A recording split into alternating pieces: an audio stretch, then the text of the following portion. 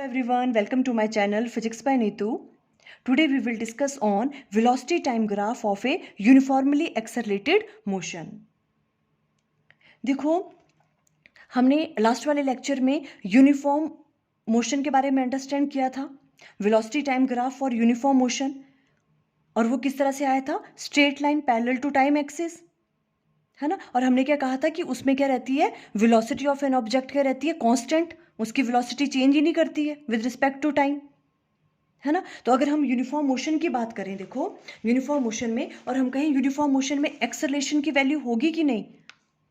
देखो एक्सेलरेशन क्या होता है, change in velocity, means final velocity v है, इनिशियल वेलोसिटी u है, डिवाइडेड बाय t। एक्सेलरेशन क्या होता है, change in velocity with respect to time, है ना। तो अब अगर हम बात करें यूनिफॉर्म मोशन की, जो हमने लास्ट वाले लेक्चर में की थी, तो उसमें एक्सेलरेशन की वैल्यू क्या होगी, देखो जीरो होगी। क्यों? बिकॉज उसमें फाइनल वेलोसिटी भी सेम है और इनिशियल वेलोसिटी भी सेम है, वो एक ही वेलोसिटी से मूव कर रहा है, कोई चेंज ही नहीं हो रहा है यहाँ पे। वो v वेलोसिटी से मूव कर रहा है तो v ही वेलोसिटी थी उसकी, पहले भी सेम वेलोसिटी से मूव कर रहा है वो, तो एक्सेलरेशन की वैल्यू क्या आ गई यहाँ पे, जीरो, यूनिफॉर्म मोशन में। क्लियर हो रहा है। अब हम बात कर रहे हैं किसकी, देखो यूनिफॉर्मली एक्सेलरेटेड मोशन, मीन्स यहाँ पे क्या हो रहा है, वेलोसिटी चेंज तो कर रही है, पर जो भी चेंज हो रहा है वेलोसिटी में उसकी वैल्यू कैसी है, कांस्टेंट है। इसका मतलब क्या है, कैसा मोशन है वो, uniformly accelerated motion. Accelerated motion क्या है, वेलोसिटी में चेंज आ रहा है तभी वो एक्सेलरेटेड मोशन होगा, है ना, तभी एक्सेलरेशन प्रोड्यूस होगी। बिकॉज एक्सेलरेशन होता ही क्या है, change in velocity divided by time. आपको क्लियर हो रहा है ना। वो तो हो गया एक्सेलरेटेड मोशन।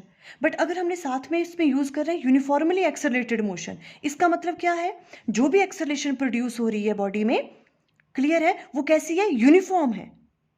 मैं जितना भी वेलोसिटी में चेंज हो रहा है, वो जो चेंज इन वेलोसिटी है, जो भी चेंज हो रहा है वेलोसिटी में, उसकी वैल्यू कैसी है, कांस्टेंट है। तब हम कहेंगे उस मोशन को यूनिफॉर्मली एक्सेलरेटेड मोशन। और एक होता है नॉन यूनिफॉर्मली एक्सेलरेटेड मोशन, उसमें क्या होगा, वेलोसिटी चेंज तो कर रही है ना, तभी वो एक्सेलरेटेड मोशन है। जहां भी एक्सेलरेटेड मोशन आ गया मीन्स वेलोसिटी चेंज कर रही है ना। तो नॉन यूनिफॉर्मली एक्सेलरेटेड मोशन में क्या होगा, वेलोसिटी चेंज तो कर रही है, पर जितनी वो चेंज कर रही है ना, उसकी वैल्यू कांस्टेंट नहीं है। कभी कभी वेलोसिटी बहुत ज़्यादा इंक्रीज हो जा रही है, कभी कम हो जा रही है, इस तरह से। उस वाले मोशन को हम बोलेंगे नॉन यूनिफॉर्म एक्सेलरेटेड मोशन। अभी हम बात कर रहे हैं किसकी, यूनिफॉर्मली एक्सेलरेटेड मोशन, मींस इसमें वेलोसिटी तो चेंज कर रही है, पर जो चेंज हो रहा है वेलोसिटी में उसकी वैल्यू कैसी है, कांस्टेंट है।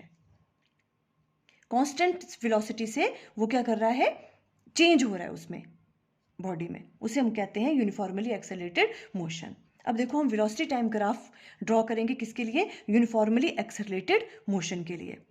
वाई एक्सिस के अलॉन्ग हम वेलोसिटी ले लेंगे और एक्स एक्सिस के अलॉन्ग हम टाइम ले लेंगे। वेलोसिटी टाइम ग्राफ हम ड्रॉ कर रहे हैं, क्लियर है। तो देखो किस तरह से आएगा ये, यूनिफॉर्मली एक्सेलरेटेड मोशन के लिए कैसे आता है वो, स्ट्रेट लाइन, इस तरह से। क्लियर है, मीन्स जो भी वेलोसिटी में चेंज आ रहा है ना, चेंज इन वेलोसिटी हो रही है, इक्वल वेलोसिटी चेंज हो रही है in equal interval of time में। देखो t1 पे v1 थी, t2 पे v1 थी, ये इसकी वैल्यू कैसी रह रही है, जो भी चेंज आ रहा है वेलोसिटी में वो कैसा है, कांस्टेंट रहेगा। इस तरह से इसका ग्राफ बनता है। Clear, okay. अब यहाँ से भी हम एक बहुत इंपॉर्टेंट रिजल्ट जो है वो क्या करेंगे, डिराइव करेंगे एक रिलेशन। क्या कहेंगे हम, देखो जो भी slope of velocity time graph होती है वो किसके बराबर होती है, एक्सेलरेशन के बराबर। Slope of velocity time graph is always equal to acceleration of a body. देखो किस तरह से अभी हम ये चीज प्रूव करेंगे। देखो हम सबसे पहले यहाँ पे क्या कर रहे हैं, देखो let an object moving with uniform acceleration a, uniform acceleration है उसकी ए, ठीक है, along a straight line. Let u be the initial velocity of an object, u मान लो क्या है उसकी इनिशियल वेलोसिटी है, ठीक है, यू इनिशियल वेलोसिटी यू से वो मूव कर रहा है। अब देखो यहाँ पे हमने क्या कर लिया, इस ग्राफ में दो पॉइंट ले लिए ए एंड बी। t1 के जब टाइम t1 था तो वो ए पोजीशन पे था, और t2 पे वो जब टाइम t2 था तो वो b पे था, ठीक है। इसको हम यहाँ पे भी ज्वाइन कर लेंगे। क्लियर हो रही है आपको बात। देखो अब यहाँ पे वेलोसिटी की वैल्यू हम मान लेंगे कितनी है, v1, और यहाँ पर जब था तो वेलोसिटी की वैल्यू कितनी है उसकी, v2। क्लियर हो रही है वाली चीज आपको? ठीक है, take 2 points A and B on the graph corresponding to time t1 and t2, ये ले लिया हमने. Let v1 and v2 be the corresponding velocities of the object at time t1 and t2. इसकी वेलोसिटीज हमने ले ली. Clear? अब देखो हमने क्या करना है, अब हम कैसे राइट डाउन कर सकते हैं? देखो इसको सिंपल, जो v1 है, ठीक है, v1 किसके बराबर है? देखो सिंपल, यहां से ओ a1 आपके पास क्या है? v1 के बराबर है. और v2 को हमने राइट डाउन करना है तो किसके बराबर है? ओ a2, हमने इसे a2 माना हुआ है. सिंपल. और t1 किसके बराबर होगा? देखो ओ b1, इस पॉइंट को b1 मान लिया, इसको b2, तो t2 किसके बराबर होगा? ओ b2. कोई प्रॉब्लम? जो यहाँ पे हमने वही राइट डाउन किया यहाँ पे. ओके, अब हम क्या कह रहे हैं? देखो अगर हमें यहाँ से वेलोसिटी टाइम ग्राफ से हमें एक्सेलरेशन की वैल्यू अगर फाइंड आउट करनी है तो एक्सेलरेशन कैसे फाइंड आउट करेंगे हम? देखो एक्सेलरेशन किसके बराबर होता है? वेलोसिटी डिवाइडेड बाय टाइम, है ना. एक्सेलरेशन क्या होता है? Rate of change of velocity. Means v2 minus v1, हम इसकी फाइंड आउट कर रहे हैं तो कैसे निकालेंगे? देखो v2 माइनस v1, तभी आएगी ये वाली वैल्यू, है ना. v2 minus v1 divided by t2 minus t1, तभी ये वाला आएगा, t2 माइनस t1. ये होगी एक्सेलरेशन. क्लियर है? यहाँ पे ये आ गया किसके बराबर आपके पास? एक्सेलरेशन. अब देखो v2 को हम क्या राइट डाउन कर सकते हैं?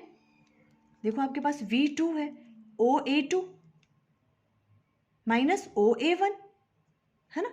ये वाली चीज आई ना. देखो v2 क्या है? ओ a1, और v1 क्या है आपके पास? ओ a1. हमने ये वाली चीज राइट डाउन कर ली यहाँ पे. वैसे t2 को हम राइट डाउन कर सकते हैं क्या? ओ b2, और t1 को ओ b1. इस तरह से राइट डाउन कर सकते हैं उसको. क्लियर हो रहा है आपको ये वाली थी? ठीक है, ओके. अब यहां से देखो ओ a2, देखो ओ a2 माइनस ओ a1, ये वाली चीज है ना. ये किसके बराबर है? इसके बराबर, a1 a2. और a1 a2 को ही हम क्या राइट डाउन कर सकते हैं? bc. इसके बराबर ही है ना ये, तो इसे हम राइट डाउन कर सकते हैं cb या bc के बराबर. ठीक है, वैसे ही देखो ओ b2 माइनस ओ b1, ये वाली चीज, इसको हम किसके बराबर राइट डाउन कर सकते हैं? b1 b2, यही है ना ये वाला b1 b2. और b1 b2 किसके बराबर राइट डाउन कर सकते हैं? ये और ये सेम है, ac के बराबर. कोई प्रॉब्लम यहाँ पे? इस वाली चीज को हम bc राइट डाउन कर सकते हैं, ये कहा हमने. ठीक है, और जो ये वाला है t2 माइनस t1, इसे हम राइट डाउन कर सकते हैं ac के बराबर. क्लियर? ओके. अब ध्यान से देखो, ये तो हम एक्सेलरेशन की वैल्यू हमने फाइंड आउट की थी. अल्टीमेटली ये किसके बराबर आ गई? देखो cb डिवाइडेड बाय ac, ये किसके बराबर है? ये तो स्लोप निकल गई वेलोसिटी टाइम ग्राफ की. देखो स्लोप क्या होता है? y divided by x. देखो यही है ना इसका y कंपोनेंट. देखो ये y divided by x, ac, bc cb divided by ac. तो ये तो किसके बराबर आ गई? Slope of straight line ab की स्लोप निकल गई ये तो अल्टीमेटली हमने प्रूव कर लिया slope of velocity time graph किसके बराबर आ गया? देखो एक्सेलरेशन के बराबर, है ना. ये स्लोप आपको पता है ना, आप इस तरह से भी देख सकते हो. मान लो कि अगर ये वाला एंगल अल्फा है, ठीक है, तो ये किसके बराबर आ रहा है? देखो tan अल्फा के बराबर. कैसे? tan अल्फा किसके बराबर होता है? tan perpendicular upon base. देखो परपेंडिकुलर, इसके सामने वाला परपेंडिकुलर होता है, cb perpendicular upon base ac.